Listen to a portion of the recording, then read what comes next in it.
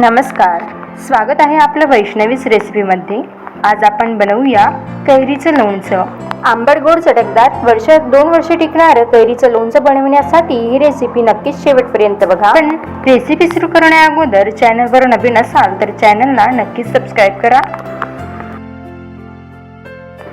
मी इथे 1 किलो लोणच्याचा आंबा घेतलेला आहे। आंबा पाण्याने स्वच्छ धुवून कापडाने पुसून घ्यायचा। स्वच्छ करून घेतल्यानंतर ही कैरी फोडून आणायची। कैरी फोडून आणल्यानंतर त्यात कचरा वगैरे लागलेला असतो, तर कोरड्या कापडाने सर्व फोडी पुसून घेऊ। कैरीमधील ही कोळी सुद्धा काढून घ्यायची आहे।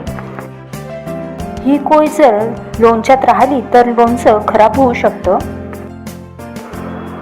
सर्व आंब्यांच्या फोडी मी इथे स्वच्छ करून घेतलेल्या आहेत। आता यात 2 चमचे मीठ घालूयात, तसेच 1 चमचा हळद घालूयात। या कैरीच्या फोडींना हळद आणि मीठ लावून घ्यायचं आहे। व्यवस्थित मिक्स करून घ्यायचं। कैरी फोडून आणल्यानंतर जास्त वेळ तशाच न ठेवता हळद आणि मीठ लावून घ्यायचं, नाहीतर फोडी काळ्या पडतील। व्हिडिओमध्ये दाखवल्याप्रमाणे अशा पद्धतीने हळद मीठ लावून घ्या। हळद मीठ तळाशी जाऊन बसतं, तर अशा प्रकारे व्यवस्थित कैरीच्या फोडींना हळद मीठ लावून घ्यायचं। व्यवस्थित मिक्स करून झाकून देऊन 2 दिवस असंच ठेवायचं आहे। अधूनमधून हे फिरवून सुद्धा घ्यायचं आहे। शक्यतो लोणचं बनविताना स्टीलच्या भांड्याचाच वापर करा। 2 दिवसानंतर बघू, मीठ घातल्यामुळे कैरीच्या फोडींना पाणी सुटलेलं आहे। आता छान फिरवून घेऊया।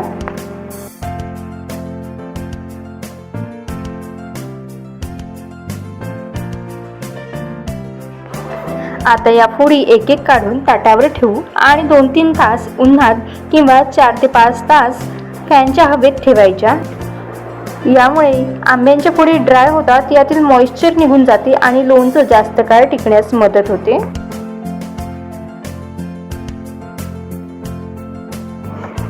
शिल्लक राहिलेलं मीठ आणि हळदीचं पाणी बाजूला काढून घ्यायचं। याचा वापर आपण लोणच्यात करणार नाही। लोणचं बनविताना किंवा बनवून झाल्यानंतर वर्षभर टिकवताना पाण्याचा स्पर्श सुद्धा होऊ द्यायचा नाही।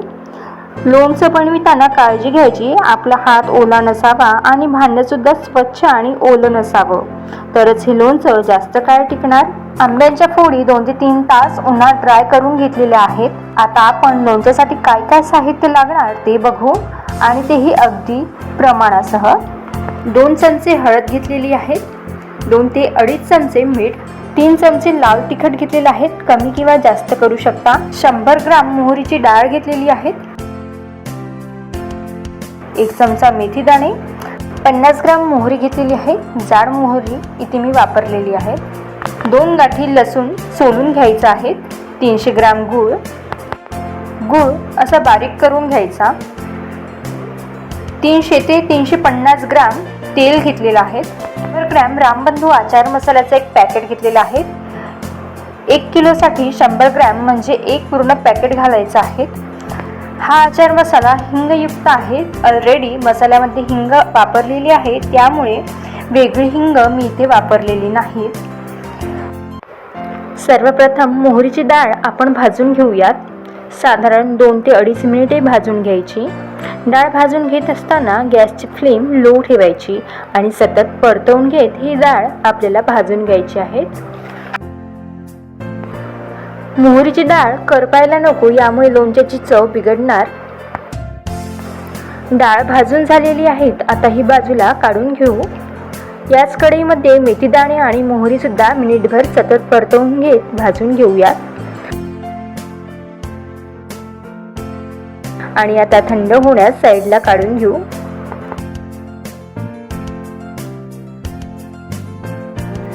कढईमध्ये तेल गरम करायला ठेवलं आहे।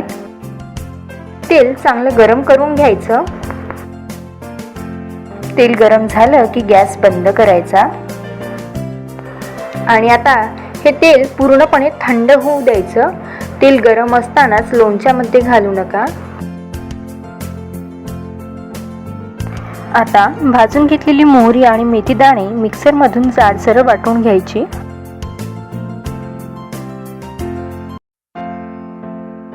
तुम्ही बघू शकता मोहरी आणि मेथी दाण्याची जाडसर पावडर इथे तयार करून घेतलेली आहे. कैरीच्या फोडी 4 ते 5 तास वाळवून घेतल्यानंतर आता यात गूळ घालायचा आणि चमच्याच्या मदतीने छान मिक्स करून घ्यायचं.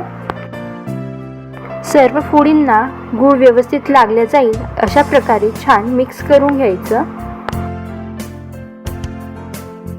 गूळ घातल्यामुळे लोणच्याला आणखीनच छान चव येते.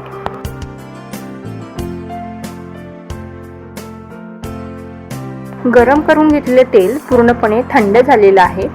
यात दिलेले सर्व मसाले घालायचे आहेत. थंड झालेल्या तेलामध्ये लाल तिखट घालूया. रोजच्या वापरणीतलं तिखट वापरा म्हणजे तुम्हाला अंदाज येईल की किती तिखट लोणच्यामध्ये घालायचं. त्यानंतर हळद घालू आणि चवीनुसार मीठ. आता यात भाजून घातलेल्या मोहरी आणि मेथी दाण्याची पावडर घालायची. तसेच रामबंधू आचार मसाला घालू. 100 ग्रॅम मसाल्याचे पॅकेट आहेत. तुम्ही कुठल्याही ब्रँडचं मसाला वापरू शकता. 1 किलो लोणच्यासाठी 100 ग्रॅम मसाल्याचे एक अख्खं पॅकेट वापरलं आहे. सर्व मसाले छान एकत्रित करून घ्यायचे. तेल थंड झाल्यानंतरच मसाले घालायचे. गरम तेलात मसाले करपू शकते आणि लोणच्याची चव बिघडणार. सर्व मसाले तेलात एकजीव झालेले आहेत. आता या मसाल्यांमध्ये भाजून घेतलेली मोहरीची डाळ घालायची. मोहरीची डाळ भाजूनच घालायची, कच्ची डाळ वापरू नका. ही डाळ मसाल्यांबरोबर व्यवस्थित मिक्स करून घेऊ.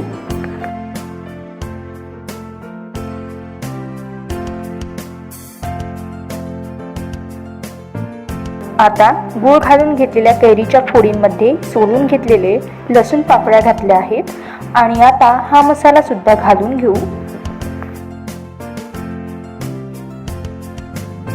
सर्व फोडींना मसाला लागला जाईल अशा पद्धतीने मिक्स करायचं.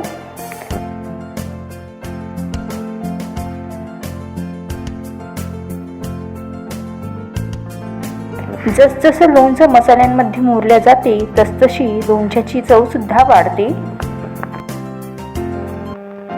जर कधी लोणच्यामधील तेल संपायला लागते, लोणचं कोरडं पडतं, तर तुम्ही कधीही गरजेनुसार तेल गरम करून पूर्णपणे थंड झाल्यानंतर यात घालू शकता.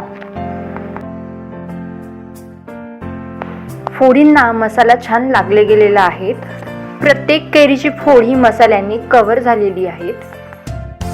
बाजूचं हे एक्स्ट्राचं तेल हे लोणच्यामध्ये हवंच असतं. यामुळे लोणचं मुरण्यास मदत होते आणि लोणच्याला चव सुद्धा छान येते.